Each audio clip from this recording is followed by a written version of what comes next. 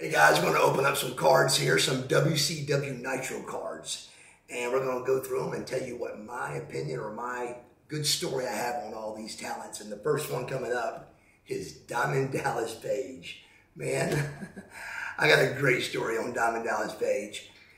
Diamond Dallas and all the guys through Eric Bischoff was having a 20% cut in our pay. And Dallas, guys like Dallas and myself, we were making $100 grand a year. So we thought for sure that wasn't, we wouldn't considered in that. We thought the 20% cut was going to be for the higher volume guys, your Stings, your Lugers, your top talent. We were A- team, B team guys at the time. So me and Dallas were both making around 100. Well, somewhere through the grapevine, I got that Dallas was making 85, and with my cut of 20%, I was going to be making 80.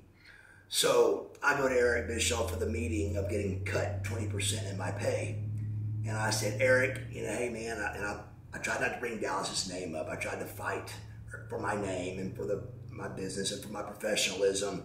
It wasn't working. I was getting cut 20%. So finally I look at Eric and I said, Eric, if you can look across that table at me and tell me that Diamond Dallas Page is worth $85,000 and I'm only worth 80.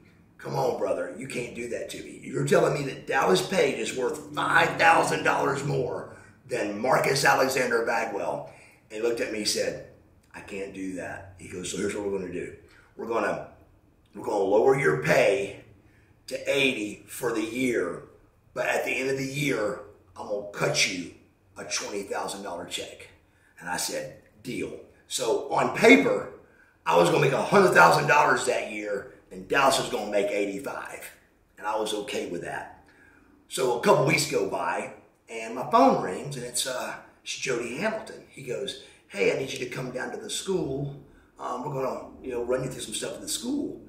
I'm Rookie of the Year. I'm Tag Team of the Year. I'm a world tag team champion at this stage. And I'm like, we're going to do what at wrestling school?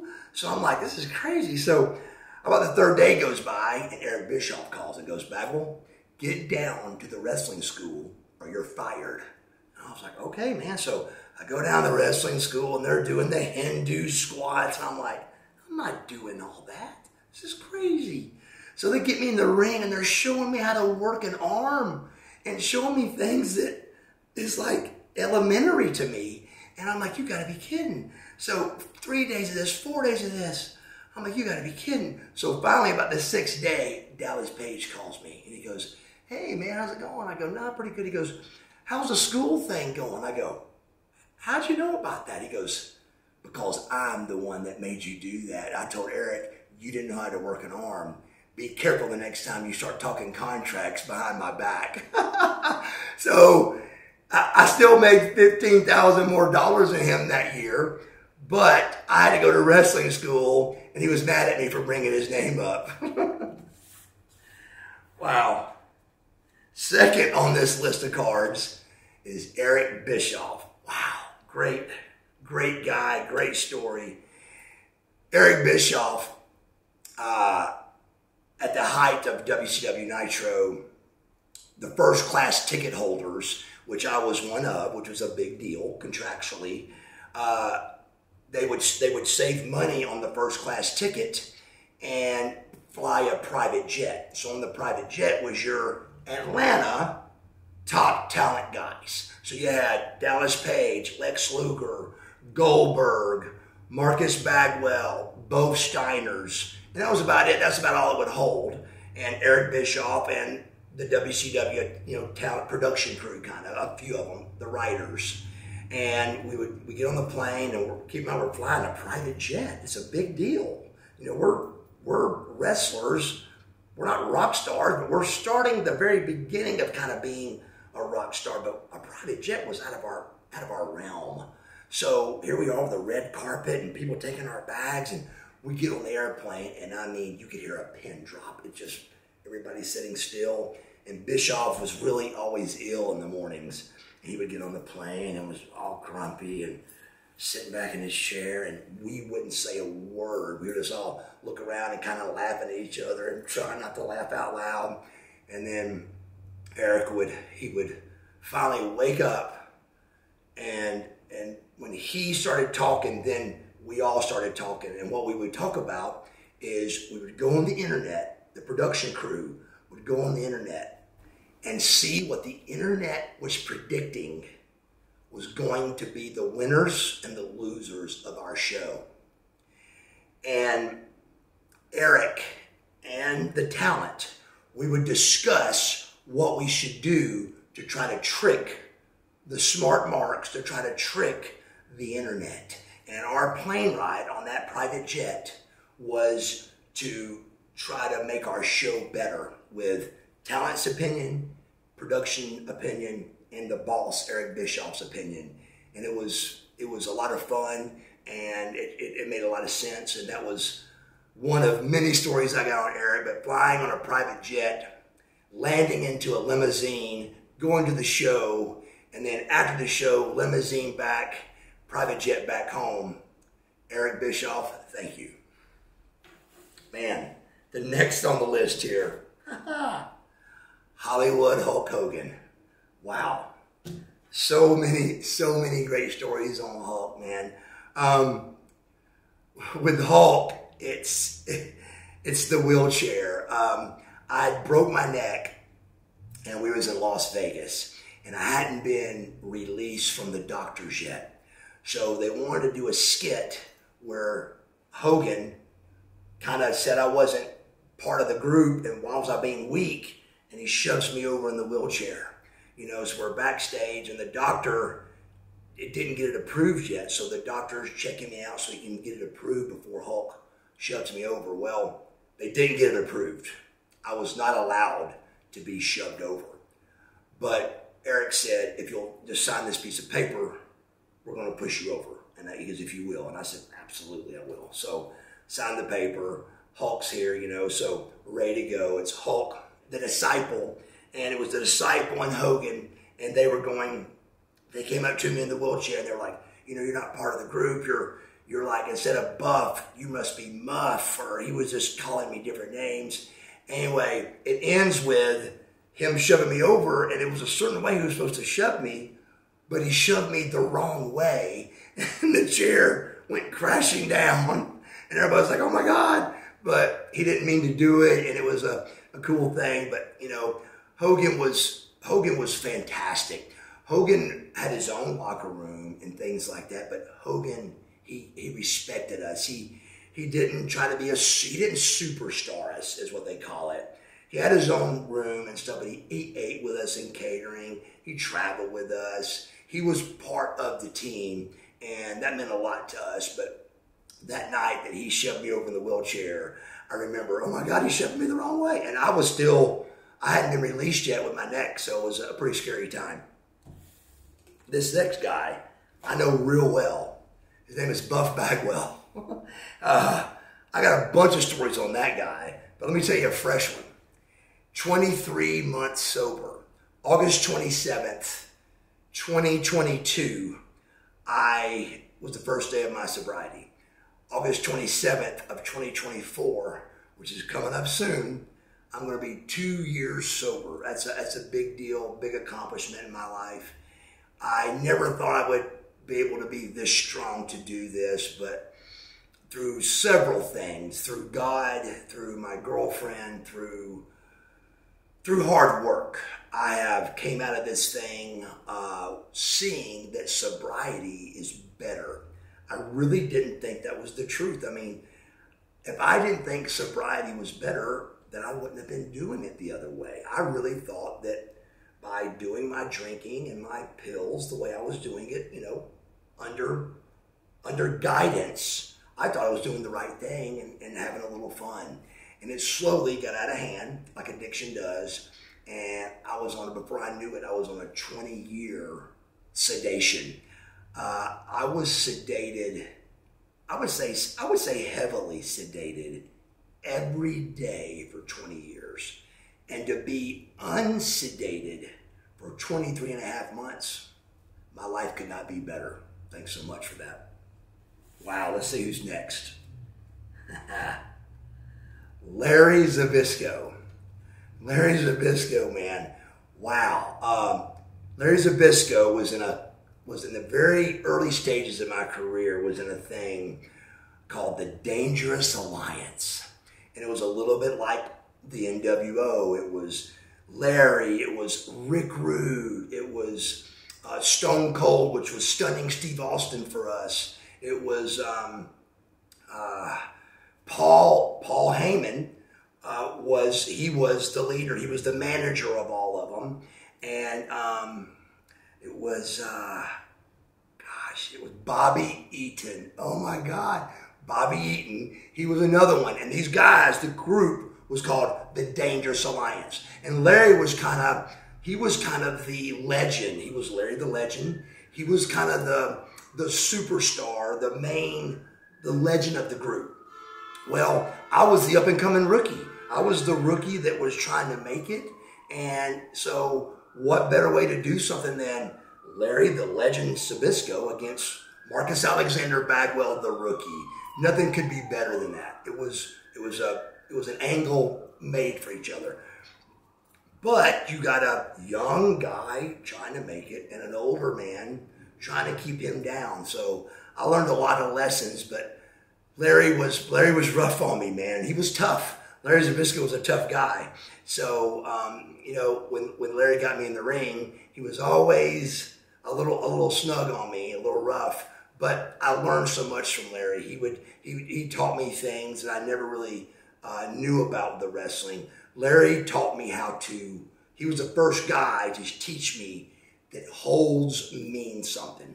So when you got in the ring with Larry, like working the arm, he would show you how important that was and how to make that look the best you could, and little things like a headlock, how important a headlock was. Larry Zbyszko was an integral part of my career because I learned with Larry the little things meant the most.